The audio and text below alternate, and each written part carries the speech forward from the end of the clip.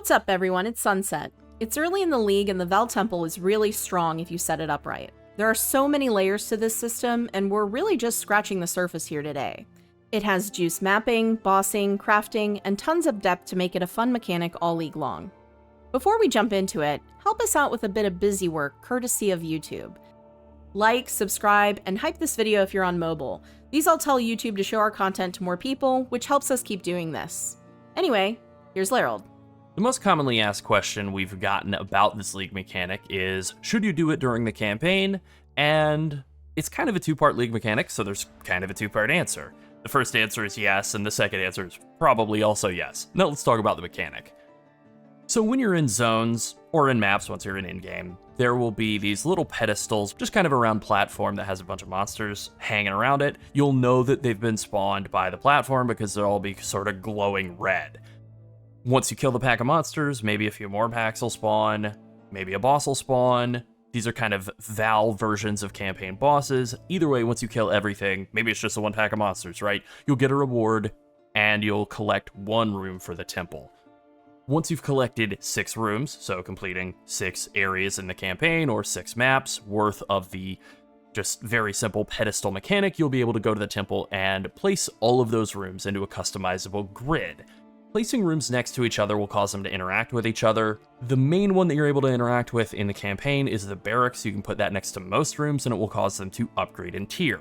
Rooms have 3 tiers and they have considerably better rewards the more that you upgrade them. Upgraded rooms can have bosses, super powerful rare monsters that kind of act a lot like Vaal bosses from the campaign. There is tons of growth potential for this league mechanic at high levels. This is really where it's going to become super complex at tier 15 and tier 16 maps. So in the campaign and in mapping, doing the very basic mechanic of just killing monsters on the pedestals is always worth doing. When you're trying to push through the campaign, if you're feeling strong, you don't really need to go run the temple at any given point. It's pretty much something you can just save until you feel kind of weak, then you can use it to go get a bunch of currency, a bunch of crafting, a bunch of gear. And that is what the temple offers. It offers a bunch of very basic crafting mechanics, free exalts that you can slam onto pieces of gear, things like that. Now, there is also a lot of storytelling that's woven into the temple, some time travel elements as well.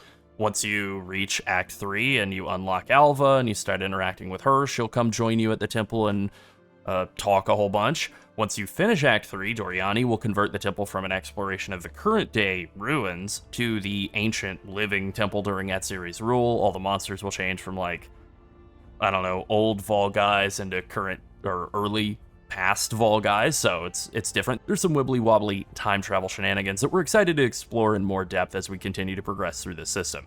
Also, the writing for Alva is still great. In the meantime, we can get our hands on Atziri's considerable assets. Excuse me? Her legendary treasure vaults. Oh.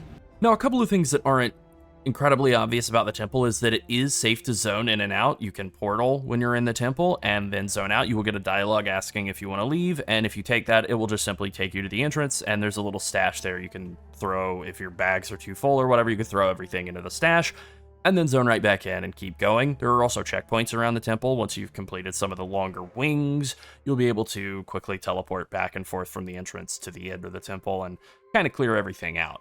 As for dying, in the campaign, it seems to be like a one-shot. Like, if you die, the temple shuts and you're out of there. In mapping, I died, not on purpose, but I did die to one boss in a map-level temple, and I actually was able to keep going, so I don't really know how many times you're allowed to die. Maybe it's related to the tier of maps, you know, a few deaths in, like, white tier maps, and then only 1 life in high tier maps. I guess we'll find out as we continue to progress through the system, but it does seem like there's maybe a little bit of leeway once you get into the, like, post-campaign level of doing the temple. You get a little bit of leeway. Or maybe I just got lucky. I don't know. Now, there are a lot of bosses around the temple, especially if you are using barracks, the garrisons near the commander rooms. You will level up the commander considerably. You can get these level 3 commanders that are quite difficult. The main one that I've interacted with is like a version of Blackjaw, who, at the time that I was fighting Blackjaw, like literally in the campaign, fighting Blackjaw and then doing a temple and doing the temple version of him, he was much, much stronger than the campaign version of Blackjaw. But then once getting into, like, in-game, these are actually a good bit easier than map bosses, so they're really not that difficult. And at least for like the time spent doing them, they're very rewarding. They throw like tons of exalts, tons of valuable gear.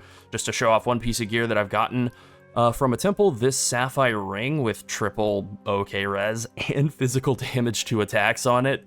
You know, this is over 100 res on a ring and also flat fizz. It's not insane rolls, but like for white tier maps, that is some really juicy gear. So that's just like one of many things that the temple has thrown at us that's been like kind of eye-popping for being how good it is this early into mapping.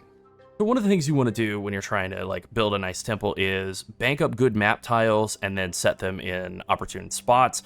You don't really have any control over the like tiles that you get, and if there are tiles that you don't want to use, like there are a lot of these path tiles can be useful for like helping you get more stuff kind of clustered together. If you want to set up like a nice like 9 slot cluster over here, like these little paths over to it are kind of useful, but paths on their own are pretty much worthless.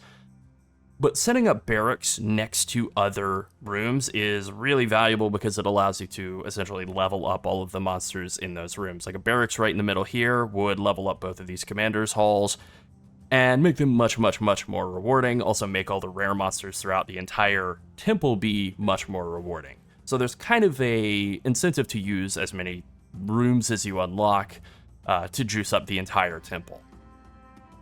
There are a lot of temple rooms that are more rewarding if you get them all the way up to level 3, such as like double corrupting items, and I think I might have run all of the Gem Cutter's prisms. No, here we go. This Gem Cutter's room, like at level 1, it'll give you basically a lesser Jeweler's Orb. At level 2, it'll give you a greater Jeweler's Orb. At level 3, it'll allow you to like double corrupt gems. So lots of stuff like that where you're able to get a lot more value by using different rooms that level up the adjacent rooms in order to push them to higher tiers. Eventually, the goal is to make your way to the Architect's Chamber, fight him, and then use that as a way to get to Aziri's Chamber, teleporting over there. This is obviously much higher level stuff than just kind of early mapping, so it's something that we're going to be spending a lot more time playing around with in the coming days, but just the first taste of doing the temple has been really, really enticing. This is definitely one of the most fun league mechanics that GGG has put out in quite a while. It's giving lots of shades of synthesis combined with a lot of the best parts of Incursion, and also removing a lot of the worst parts of Incursion, so it's just really successful on that front. Now, one thing about doing the temple is you do not have to run the temple as soon as you've unlocked the 6 rooms to do a temple, to build up a temple. You can bank up extra zones by just running more maps. And the temple level seems to be based on the highest area level that you've done in building that temple. So, like, if you waited from Act 4 all the way until, like, the second intermission, you could actually still run a temple that, like, had good rewards. Or if you, whatever you're doing, Tier 1 maps, you could bank up until, like, Tier 7 maps and then do the temple then. Probably not a good idea to wait that long, but you could if you wanted. You're also able to bank up at least 6 extra zones. I ran one temple, I waited a long time to do my last temple. I ran a temple, and then I immediately ran another temple, like immediately afterward, without doing anything in between. So I had banked up a minimum of 12 rooms to set and be able to run the temple, which is great. I think that's the maximum on what you're able to bank up at a time. I think it's just 12, but that's still pretty good, right? You do the temple every 12 maps, like, every couple hours. That's not bad. The temple is pretty large, too. Like, there's a lot of monsters in it. There's a lot of stuff inside the temple. So that is maybe one thing to consider if you're thinking about not doing it during the campaign, or not doing it during, like, a particular section of mapping where you're just trying to get across the Atlas, just trying to make your way over to whatever, some area of the Atlas that you want to get to. Maybe you don't want to be running the temple immediately because it might take you 20 minutes, and, like, that's quite a few maps. All right, that is a league mechanic. It is, on the one hand, it's super simple. On the other hand, it's super complex. But whatever it is very rewarding. Even just the basic pedestal events that you do in maps and in areas in the campaign. We're throwing out tons of exalts. They were throwing out, like, lesser Jeweler's Orbs in Act 2.